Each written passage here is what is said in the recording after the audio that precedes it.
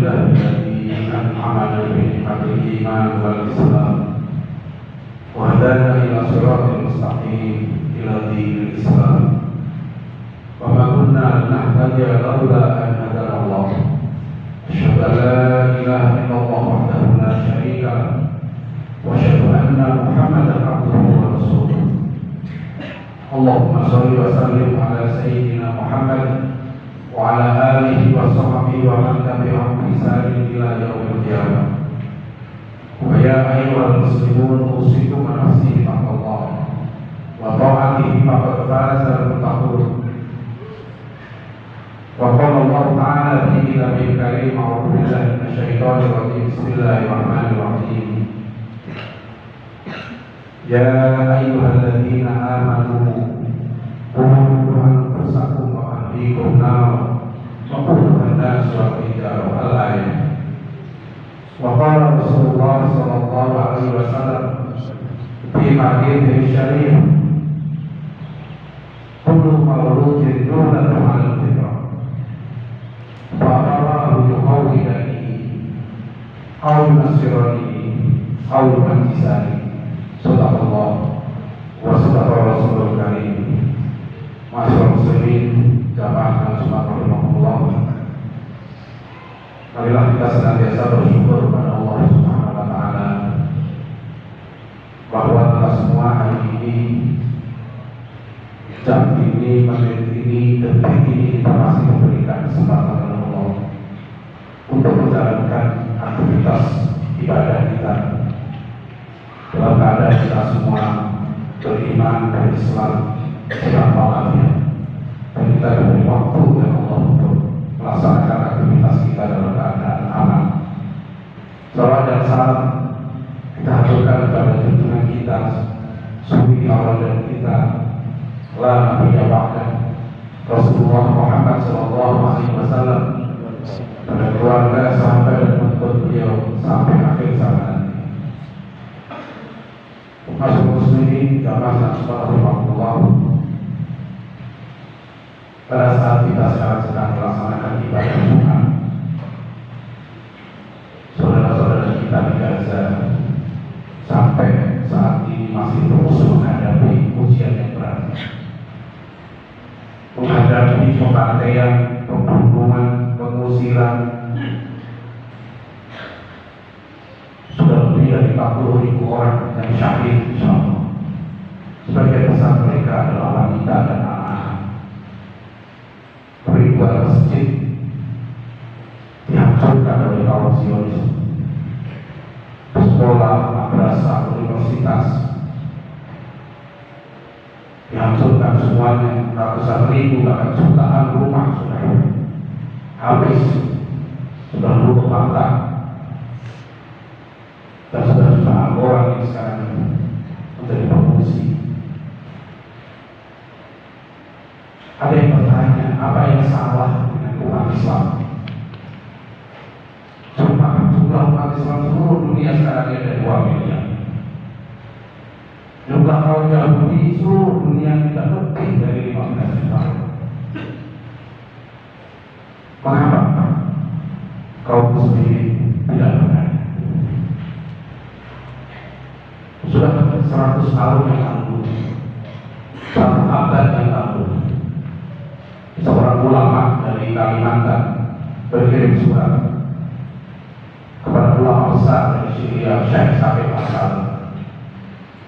Ulama itu bernama Syekh Rashidi Imran. Dia menulis surat dengan judul Limadha ta'akhkhara al-muslimun wa limadha taqaddama ghairuhum. Mengapa umat Islam ini kalah? Mengapa umat Islam ini mundur? Dan mengapa bangsa-bangsa yang lain maju? Pertanyaan ini sudah terus-menerus berusaha dijawab. Dan kalau kita mau mengambil pelajaran dari sejarah kita, alhamdulillah banyak sekali perkembangan dakwah yang telah dicapai umat Islam. Tapi peristiwa yang terjadi seperti di Palestina, di Gaza khususnya, 200 tahun yang lalu pernah terjadi. Umat Islam mengalami kejayaan yang luar biasa dan terus menjadi umat yang terbaik setelah peristiwa hijrah Rasulullah SAW pada tahun 622 Masehi. Terus umat Islam menjadi umat terbaik, khairul ummah, umat yang menebar rahmat, menebar rahmatan lil alamin. Umat Islam menjadi umat yang paling disegani, umat yang paling ditakuti, umat yang paling dihormati, umat yang paling kaya, umat yang paling pintar. Hanya 4 tahun setelah Rasulullah SAW wafat, beliau wafat tahun 632 Masehi. 636 Masehi, 4 tahun kemudian kaum muslimin sudah mengalahkan Romawi, sudah membangun satu peradaban yang tinggi di kota Yerusalem.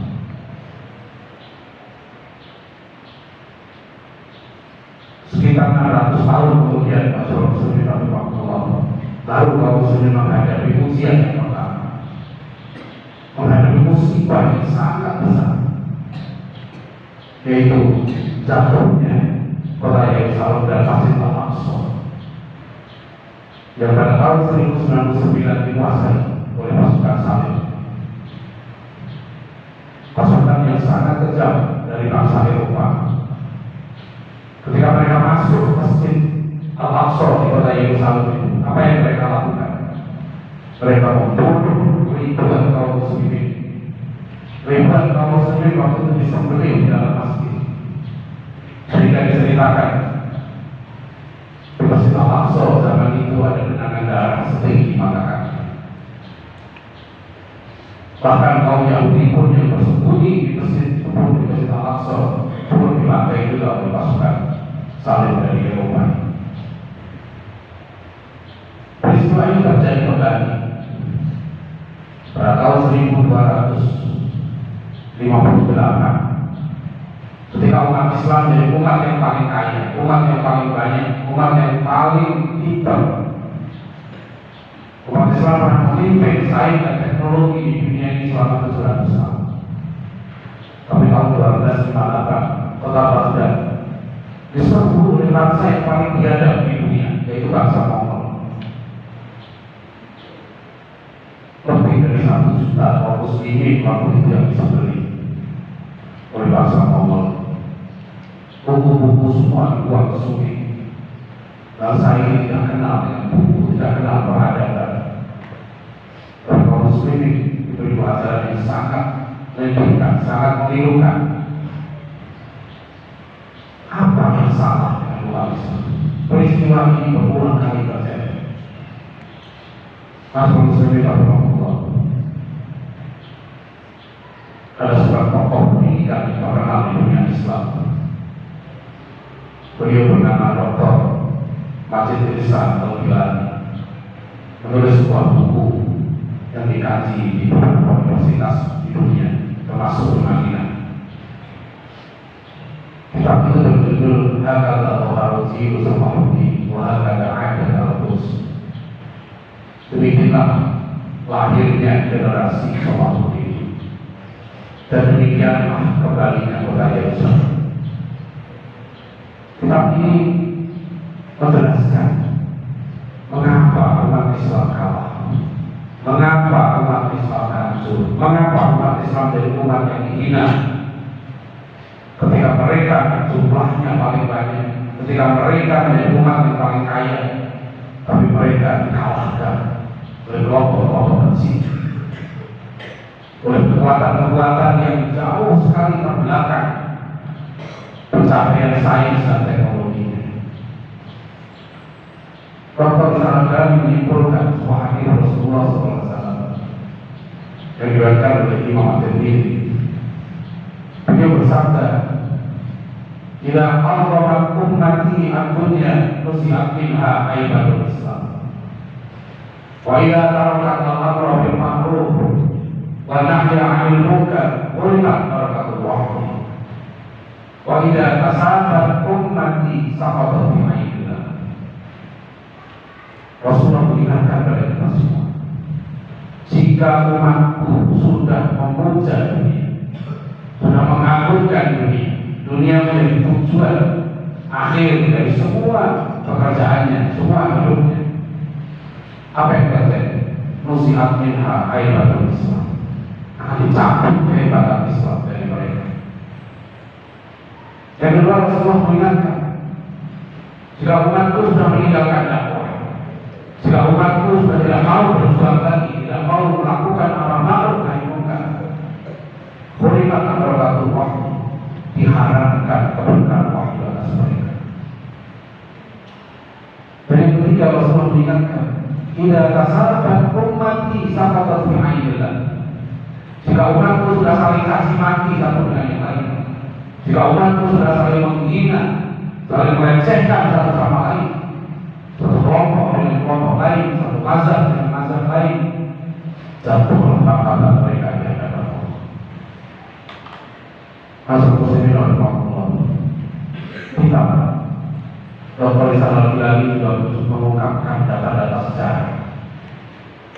Di zaman itu, sebelum jatuhnya Masjid Al-Aqsa, sebelum ribuan kaum muslimin disembelih di mana-mana, mayat-mayat mereka dibakar. Waktu itu banyak sekali penguasa-penguasa muslim yang begitu bergelimang kekayaan. Waktu itu ada khalifah, ada khalifah. Syariat Islam beratus-ratus%. Tapi akhlaknya rusak, jiwanya rusak.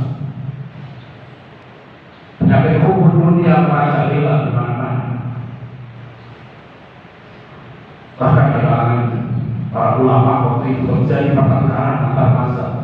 Di zaman itu ada dua mazhab yang berpengaruh, yaitu mazhab Asy'ari dan mazhab Hambali.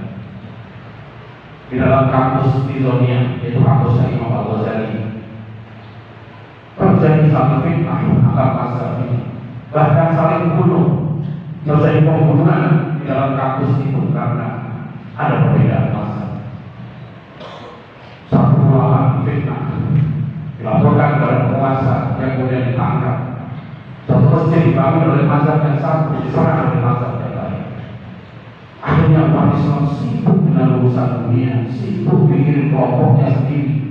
Dan ketika musuh mengintai mereka, sudah membantai seluruh kaum muslimin itu satu persatu.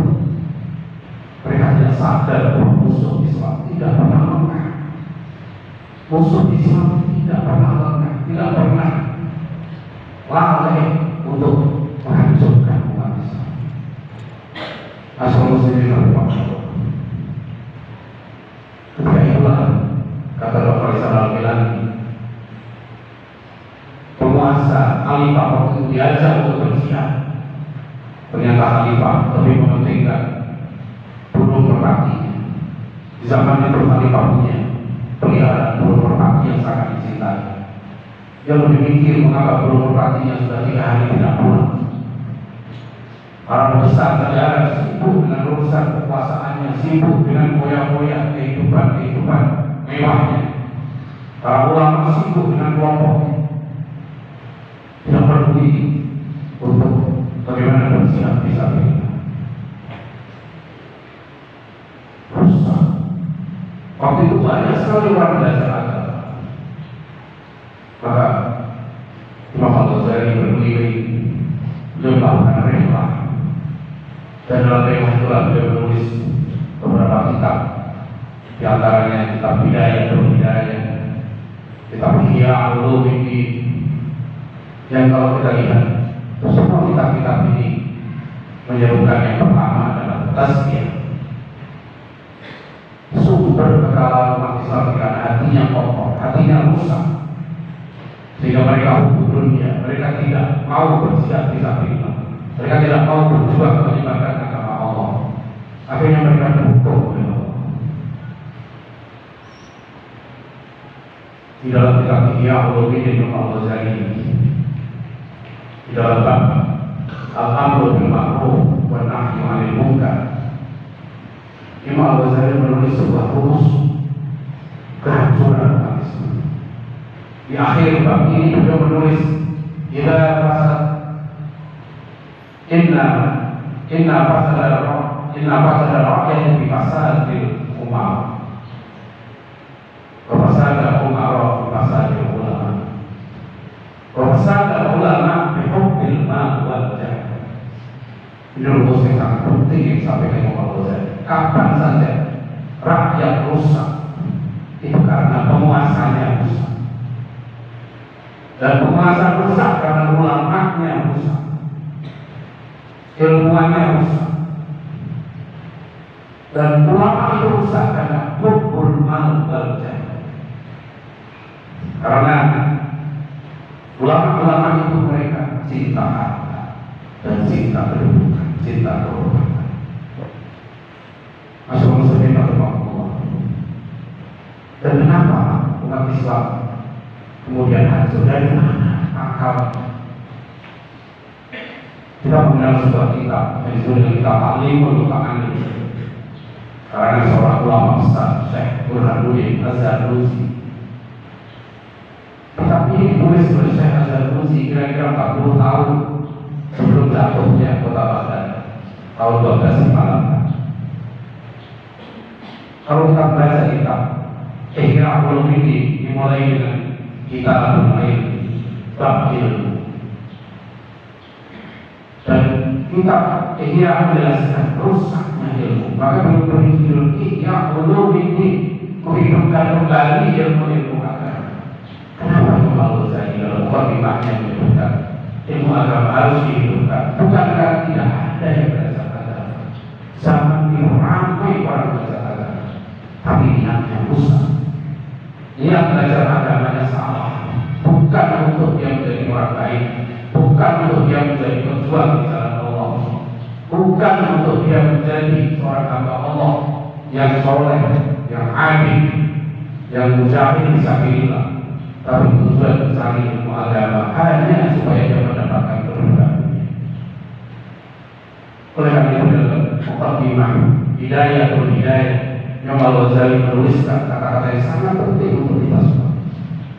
Beliau mengingatkan, ayyuhal harisul ilm, in kunta taqsidu bi talabil ilmi fil munafasah wal mubah wa taqaddum ala al-aqran wa ishtimal tawjuhin nas wa jam'ahu qabli dunya fa anta sa'in bi hadhi dinika wa ihlaki nafsika wa usadika wa baik akhiratika bi dunya. Wahai anda yang sedang sibuk mencari ilmu, jika kalian mencari ilmu supaya anda dianggap hebat oleh teman-teman anda, supaya anda menjadi pusat perhatian, bahasa aku dunia, supaya kalian bisa meraih harta benda dunia. Fa'antal sa'in bihati ini, kata Imam Al-Ghazali, sungguh kalian telah menghancurkan agama kalian sendiri. Fa'antal sa'in bihati ini, kalian belajar Al-Quran, belajar hadis, belajar fikih, belajar segala macam, tapi tujuannya bukan untuk memperjuangkan agama Allah. Fa'anta sa'in bihaqqihi wa ihlaki nafsika, dan anda kata Imam Al-Ghazali merusak diri anda sendiri. Wa ustadika, maka anda telah merusak guru anda sendiri. Wa baiki akhiratika di dunia, dan anda telah menjual akhirat anda dengan dunia. Assalamualaikum. Oleh karena itu saya ada uji dalam kitab Ta'limul Ta'lim mengingatkan, dalam mukadimahnya beliau mengatakan, di zaman itu banyak orang mencari ilmu, tapi mereka tidak mendapatkan ilmu nafi, mereka tidak dapat ilmu yang mereka cari. Kenapa? Karena tidak memenuhi syarat-syarat mencari ilmu, karena niatnya salah, karena adab mencari ilmunya salah. Maka beliau mengingatkan, kita akan mendapatkan ilmu nafi kalau pertama niatnya ikhlas mencari ilmu. Sampai dengan detail sekali saya azan muslim ingatkan, kalau ingat salah mencari ilmu, maka ilmunya akan rusak. Boleh kita mencari ilmu dengan tujuan mencari kedudukan dunia, kalau kerja dibolehkan, tapi dengan syarat kita mencari ilmu supaya kita mendapatkan kedudukan, dengan syarat langsung diniatkan kedudukan itu akan kita gunakan untuk perjuangan di jalan Allah, untuk amal Kata Mas Muslimin rahimahullah, para ulama telah mengingatkan awal hancurnya umat Islam selalu diawali dengan rusaknya ilmu, rusaknya pendidikan melahirkan orang-orang yang kotor dunia, pendidikan melahirkan orang-orang yang tidak peduli dengan perjuangan di jalan Allah, pendidikan melahirkan orang-orang yang tidak peduli dengan nasib umat Islam, sibuk dengan urusannya sendiri. Pendidikan melahirkan orang-orang yang sibuk dengan kelompoknya sendiri. Bukan hati dari al-mu'min, bukan berkasih sayang sama mukmin, tapi sibuk menyerang kelompok-kelompok lain sesama muslim. Ini yang juga terjadi beberapa kali umat Islam mengalami kehancuran, umat Islam mengalami kerusakan. Dan sekarang kita bisa belajar dari sejarah. Ya ayyuhalladzina amanu taqullaha wal tanzur nafsum ma qaddamat lighad wattaqullaha innallaha khabirun bima ta'malun. Mudah-mudahan kita semua Allah kita bisa belajar dari sejarah, belajar dari pengalaman yang lalu, sehingga kita bisa mencari ilmu dengan ikhlas, mengajarkan ilmu dengan benar, Karena yang kita lakukan ini bukan perkara kecil, itu perkara yang sangat besar. Kita sedang melanjutkan perjuangan Rasulullah SAW yang beliau jelaskan menyampaikan 3 hal, yaitu pertama tilawah, yang kedua tasbih, yang ketiga taklim. Rasulullah menjelaskan untuk yatlu alaihim ayati wa yuzakkihim wa yu'allimuhumul kitaba wal hikmah. Mudah-mudahan kita semua mendapatkan ilmu yang bermanfaat. Kita sekeluarga kita, jamaah kita, terutama guru-guru dan santri-santri kita semua diberikan petunjuk oleh Allah. Kita mendapatkan ilmu yang bermanfaat yang akan mengantarkan kita menjadi orang-orang soleh, orang-orang yang baik, sehingga kita selamat dunia dan akhirat. Barakallahu li wa lakum bil Qur'an al-azim wa nafa'ani wa iyyakum bima fihi minal ayati wa dzikril hakim. Aqulu qawli hadza wa astaghfiruh innahu huwal ghafurur rahim. Allahumma shalli ala Muhammad. Allahumma shalli ala sayyidina wa nabiyyina wa habibina wa syafi'ina wa zurina wa mustafa wa maulana Muhammad.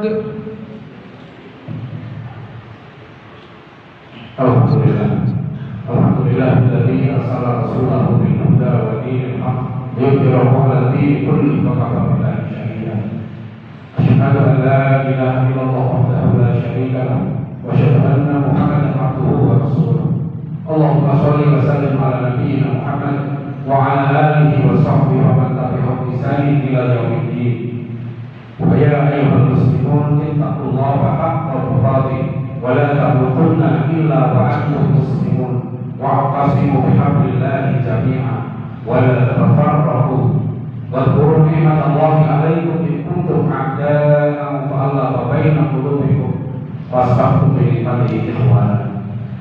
وقال الله تعالى في كتابه الكريم أعوذ بالله من الشيطان الرجيم بسم الله الرحمن الرحيم إن الله وملائكته يصلون على النبي يا أيها الذين آمنوا صلوا عليه وسلموا تسليما برحمتك يا أرحم الراحمين.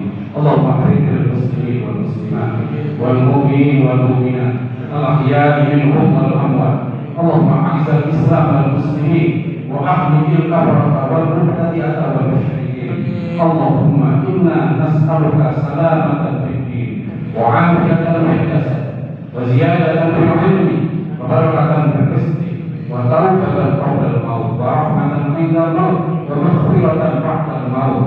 اللهم عون علينا في سكرات الموت والنجاة من النار والخوف عند الحساب. ربنا لا تزغ قلوبنا بعد إذ هديتنا وهب لنا من لدنك رحمة إنك أنت الوهاب.